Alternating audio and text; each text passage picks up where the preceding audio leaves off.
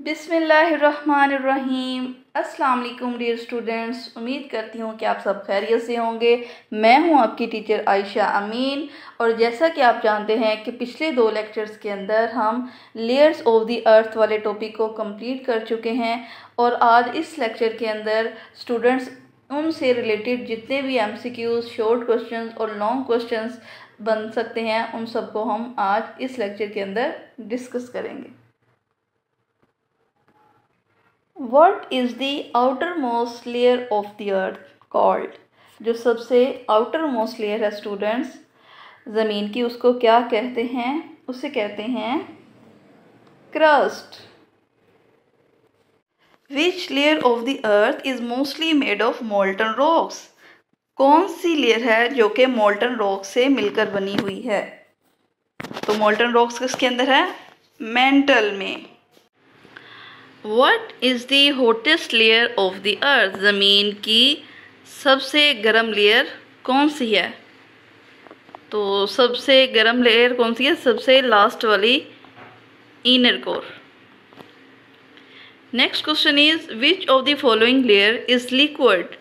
इनमें से कौन सी लेयर है जो कि लिक्विड फॉर्म में है? स्टूडेंट्स अब इसमें कंफ्यूज नहीं होना, इसमें 2 पॉइंट्स बन रहे हैं, या मेंटल हो सकती है या फिर हमारे पास हो सकती है आउटर कोर। तो मेंटल जो है वो लिक्विड फॉर्म में नहीं है, वो सेमी सॉलिड रॉक्स हैं, जबकि आउटर कोर जो है ना वो है हमारे पास लिक्विड स्टेट में। Next question is what is the thickest layer of the earth? ज़मीन की सबसे मोटी लेयर कौन सी है? तो सबसे मोटी लेयर है ज़मीन की mental. The movement of molten rock in which layer causes continental drift? वो कौन सी मोल्टन रॉक्स हैं स्टूडेंट्स जिनके मूव करने की वजह से अर्थक्वेक वगैरह आते हैं, वोल्केनोस वगैरह आते हैं? तो वो कौन सी है? वो है हमारे पास mental. Which layer is composed of solid iron and nickel? कौन सी लेयर है स्टूडेंट जो कि सॉलिड आयरन और निकल से मिलकर बनी हुई है? तो इसका करेक्ट ऑप्शन है inner core. Next question is what is the state of matter of earth's inner core? ज़मीन की जो इनर कोर है उसकी स्टेट क्या है, वो किस फॉर्म में है? तो स्टूडेंट इनर कोर है हमारे पास सॉलिड फॉर्म में। What is the approximate temperature of the earth's inner core? Approximate temperature कितना है ज़मीन की इनर कोर का? तो इनर कोर का टेम्परेचर है 5000 से 6000, और हम लोगों ने कितना पढ़ा था एग्जैक्ट उसका 5200 डिग्री सेंटीग्रेड था, जबकि सूरज का कितना था 5600 degree centigrade. The mantle extends to a depth of about, mantle की डेप्थ कितनी है?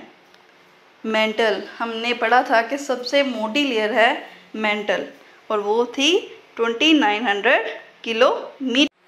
Volcanoes and earthquakes are most commonly associated with which layer of the earth? Earthquakes और volcanoes कौन सी लेयर में आते हैं स्टूडेंट्स ज़मीन की? तो वो आते हैं हमारे पास जो सबसे मोटी लेयर है अर्थ की mental. Which layer of the earth is closest to the surface and has the lowest temperature? कौन सी लेयर है ज़मीन की जो कि सरफेस से बहुत करीब है और उसका टेम्परेचर भी बहुत कम है? तो वो कौन सी है हमारे पास layer?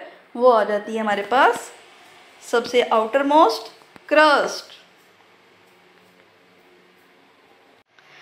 Which layer of the earth has temperature high enough to keep iron and nickel in a liquid state? वो कौन सी लेयर है ज़मीन की जिसका टेम्परेचर काफ़ी हाई है, जिसकी वजह से आयरन और निकल लिक्विड स्टेट में है, तो वो है हमारे पास outer core. Temperature of upper mantle is, upper mantle का टेम्परेचर कितना है? अपर मेंटल का टेम्परेचर है हमारे पास 2000 degree centigrade. The Earth's inner core is primarily composed of what material? ज़मीन की जो इनर कोर है वो किस मटेरियल से मिलकर बनी हुई है? तो वो बनी है आयरन और निकल से। Next, the distance between the earth surface and its centre is, जो ज़मीन की सरफेस है और उसके सेंटर तक का जो डिस्टेंस है वो कितना है ज़मीन का? तो वो था हमारे पास 6371 kilometre, 6371। As we go deeper into the earth, what generally happens to the temperature? जैसे जैसे हम नीचे जाते हैं ज़मीन में तो टेम्परेचर में क्या वेरिएशन आती है? इंक्रीज़ होता है, डिक्रीज़ होता है या फिर सेम रहता है? तो मैंने आपको बताया था स्टूडेंट्स कि वो इंक्रीज़ होता है। जैसे जैसे नीचे की तरफ जाते हैं प्रेशर भी इंक्रीज़ होता है और टेम्परेचर भी इंक्रीज़ होता है।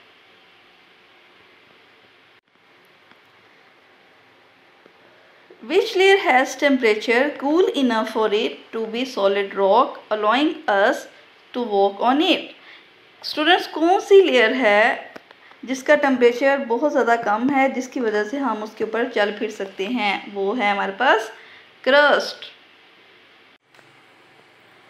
Which two elements are the main components of the earth core?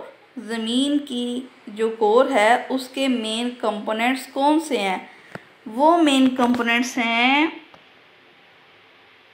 कौन से हैं मेन कंपोनेंट्स?